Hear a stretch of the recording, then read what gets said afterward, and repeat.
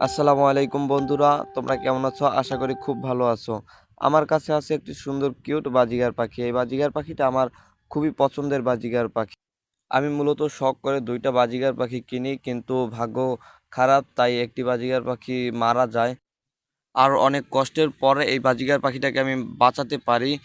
এই বাজিগার পাখিটার বয়স প্রায় ১ বছর। তাই আমি ভাবলাম যে এই বাজিগার পাখিটাকে একটা জোর দেওয়া উচিত। কিন্তু এই বাজিগার পাখি সম্পর্কে আমার কোনো ধারণা নাই। আমি জানি না যে বাজিগার পাখির মেল না ফিমেল কিভাবে চেক করতে হয়। তোমাদের মধ্যে অনেকেই আছো যে বাজিগার পাখি পালন করো।